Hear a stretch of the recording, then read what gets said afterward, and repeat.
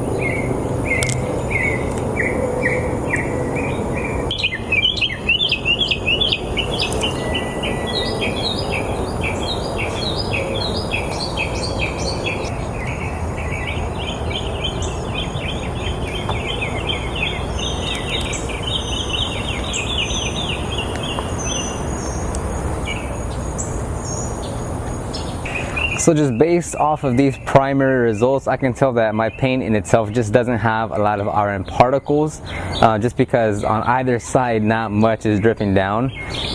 It is stored a lot in the garage. It is always constantly washed. I'm not driving through like industrial areas too much, but there are a little bit of iron particles here and there on both sides. The left side, the wheel cleaner is much more foamy. It really clings onto the paint. If this is for a wheel application, I can see how that helps. It's gonna drip down just because that's how it's gonna work. Whereas the paint remover the iron remover is a lot more runny. So this is more applicable towards paint where you just want it to run down, because here you can tell it stayed where I sprayed it. Some of it has kind of dripped down, but not much compared to the iron remover. Not the best use case just because it's white, but not much came off. And since it's runny, I'm gonna just spray a little bit more and I'm gonna see what happens.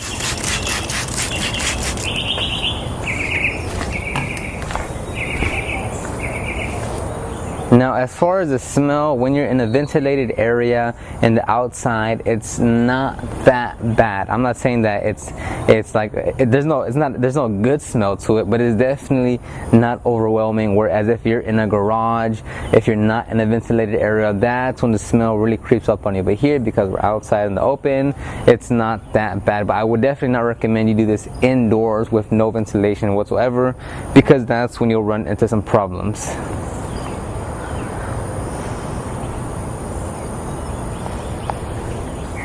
Okay, after spraying the right side with some more iron remover, there wasn't much of a difference. I think it's been on the paint here now for about 3-4 minutes, so I think that's a decent amount of time. I just don't have that much iron particles on my vehicle to really show you the huge difference. But as far as, again, going back to the actual viscosity of the cleaner, I guess, is that this one's way foamy. It clings on to the paint here, so it doesn't make sense that this would work a lot better for wheels. This one, it is just more, it's a lot more runny, so it is better for, you know, vertical and horizontal purposes, whereas that's just going to cling on to wherever you spray it on. And now just go ahead and rinse it off, and we'll move on to the next part.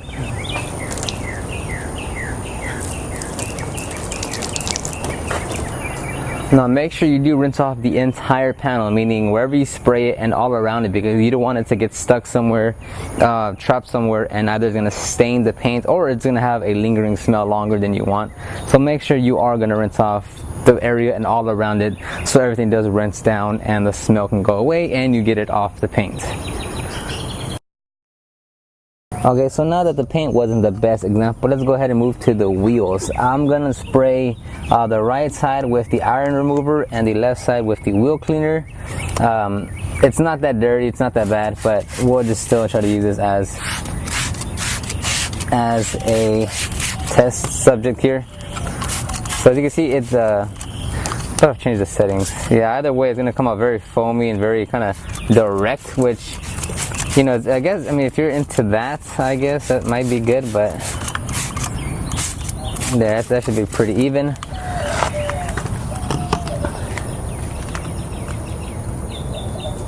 So based on what I'm looking at, maybe you guys can see it, but the right side is already doing a lot better work of reacting to those iron particles compared to the this is the iron remover and this is the wheel cleaner, and it's still reacting, it's still doing its thing. Definitely don't think it's not doing its thing, but as far as like which one is getting to it faster, it's definitely the wheel cleaner. And maybe it's the foaming side that's like causing it to kind of slow down, and maybe because it has to cling onto it, it's not going to be as runny. But here, I mean, you can clearly tell. Also, it could also be, and let me know in the comments below what you guys think, like maybe it's just because it's runny, it looks like it's pushing it down more, and since this is foamy, it's kind of just staying there. And if it was runny like this one, it would also be causing, like, it would also be looking like it's the same, like it's the same type. It's just because it's foamy, kind of just stays there instead of like this one where it actually runs down. Because they're both, like I said, they're both reacting perfectly. Like there's no let me raise that up. There's no denying that. Like they're both doing their job very well.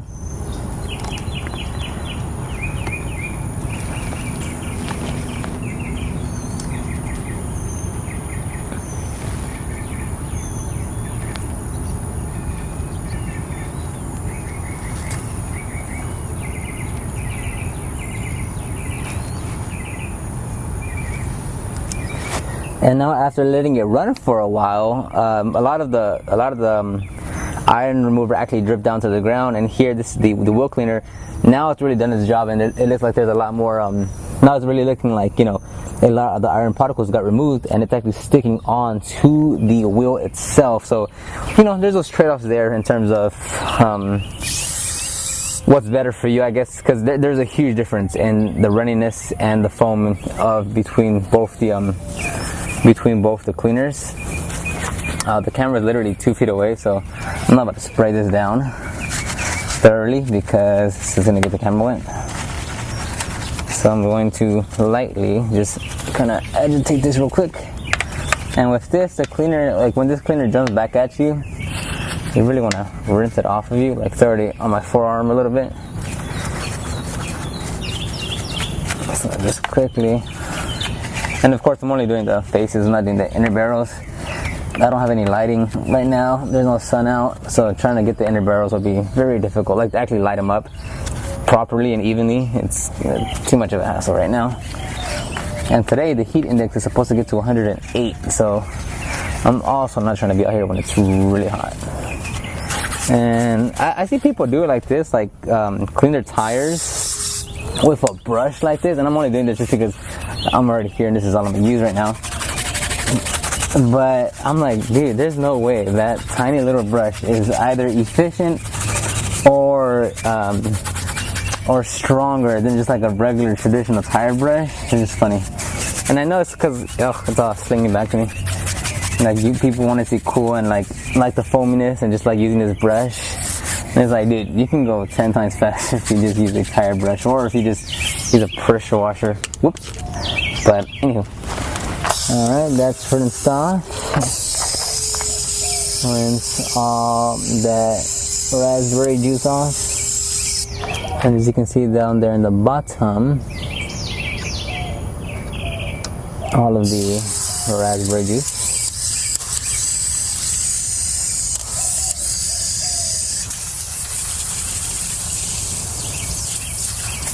And there we go, a clean wheel.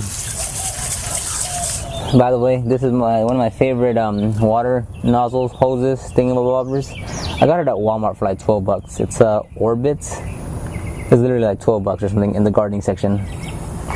Okay, so there you have it. Those are the comparisons between the two. Again, it comes down to the foaminess and how runny it is. So, you know, if you are a heavy user of these products, it's probably best that you really decide on which one do you use it more on, because like if you like that it clings onto the wheels, I feel like you're gonna end up using more of this, because since it's not runny and you have to cover a larger the wheel or even the paint, because it doesn't run, you're gonna have to saturate the area more to make sure you're covering it, because it's not gonna run, and whatever you don't mist on with this with the cleaner, it's not gonna react to it. Whereas this one, if you just spray the top portion of the paint or the wheels, then it's just gonna, you know, gravity's gonna pull it down and it's going to start reacting with all the other areas. So you really want to see, like this one, I feel like you're gonna end up using a lot more if you just primarily use this one. But the foaming part, depending on the wheels that you're working on, it does come in handy. This one, if you just want to choose one for now, if you just want like right now, like your first time you're doing one car, I would say go with the iron remover, because since it's runnier, you can use it more, it's more flexible in areas as far as paint and wheels go, even tires, as opposed to this one where it's gonna clean very heavy. Now, other than that, I can't say there's much of a difference. Price wise, it is rather expensive. I don't have the pricing off the top of my head, but again, if you're not doing excessive paint work, or you have maybe a few wash and wax services here and there, if this is for personal use, buy both. I mean, it's for your vehicle, that's fine. But if you're not doing a heavy amount of exterior work where you need these chemicals, I wouldn't say go out there and get a gallon sized of either one, just because you may not need it. So if you have a high volume, or it's enough to where like, okay, I need to make sure the paint is clean, that makes more sense. Even on a wash and wax, I wouldn't recommend you do this every single time, not because like it's not necessary, but depending on the level of work, the level of service that you're giving for the price point and such, it's probably not needed for that type of service. Like maybe if you can offer a higher service, a higher tiered service where it's an all-in-one polish or something like that, perhaps. But you don't have to do this I would say you don't have to do this on every wash and wax, just because that's still a very low entry service that you don't have to get too crazy with prep work. So that's gonna wrap up this video. Hopefully you got something out of it. I know there wasn't much to see on the paint work, even though it was white and I thought it was actually gonna come in handy. You still couldn't see much because there was just not much to go around on the iron particle side. So if you have any comments, questions, concerns, leave those in the comment section down below. I'm gonna try, I'm getting more products sent in from different, at least I'm trying to get more products sent in from different companies, so I can really just like hammer these videos and actually have a lot of comparisons and such. So keep an eye out for that. I'll see you on the next one.